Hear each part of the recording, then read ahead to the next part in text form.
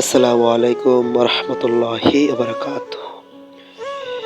আজকে আমি আমাদের জুলাই যুদ্ধে শহীদ ওসমান বিন হাদি তার কবর জিয়ারত করার জন্য অগ্রসর হই এবং তার কবরটাকে দেখার জন্য মূলত তো এখানে টিএসসি মোড়ে আমি সর্বপ্রথম আসি। এখানে এসে ঠিক এর পাশেই কিন্তু অপোজিটে আমাদের বিশ্ববিদ্যালয়ের পাশে কিন্তু আমাদের শহীদ শরীফ ওসমান হাদি ভাইয়ের কবরটা সেখানে রয়েছে।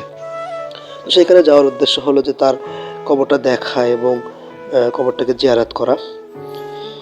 তো আপনারা জানেন যে তার কবরের পাশে যাওয়া কিন্তু নিষেধাজ্ঞা রয়েছে, যে কারণে আমি বিশ্ববিদ্যালয়ের যে মসজিদটা রয়েছে মসজিদের ভিতর থেকে তার কবরটাকে দেখানোর চেষ্টা করতেছি।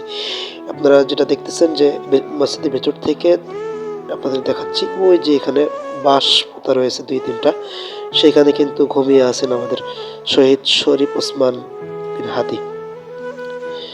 সে কিন্তু দেশের জন্য অনেক কিছু করছে এবং আন্দোলনটা মূলত দেশের জন্যই ছিল। তো সরাসরি সেইখানে যাওয়ার অনুমতি ছিল না।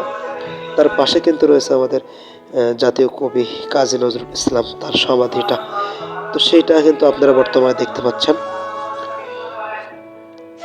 শহীদ হাদি ভাইকে পল্টনের আশেপাশে গুলি করে দুর্বৃত্তরা তারা চলে যায়, যে ফয়সাল করিম মাসুদ এবং আলমগীর।